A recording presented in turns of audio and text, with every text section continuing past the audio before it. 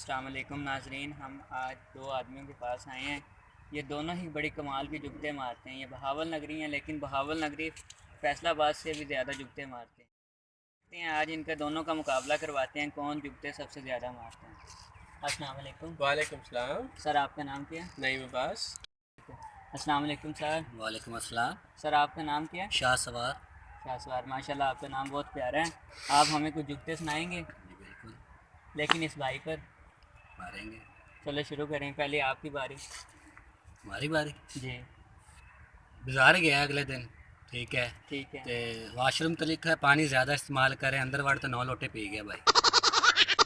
चलो अब इस भाई से पूछते हैं। भाई ने भाई का मुंह देखो जिमें एक थाने वाली बकरी होंगी है।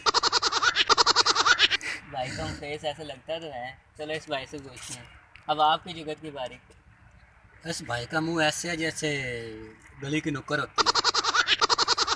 भाई का मुंह देख लो जिमें कहने उससे बकरी में शुगर हो जाती है।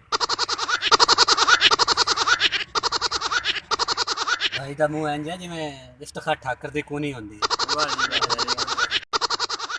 इस भाई के फेस के बारे में आप क्या कहेंगे? अगर इस भाई का मुंह इंज है जिमें दो दो घर की सांझी नाली होंदी। लेकिन देखने में लगता भी है। भाई का मुंह देखा जिमें टूटी ਨੂੰ जंग लगे ਹੁੰਦਾ।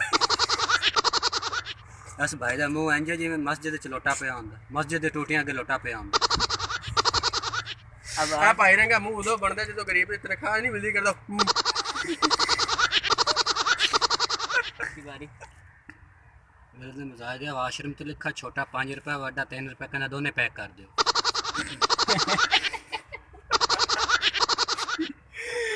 भाई घर एक फकीर मंगन वाला आ गया, कहता भाई जी अल्लाह दे राह ते मैनू कोई भी प्यो साइकिल कढ़न झूडे देने लग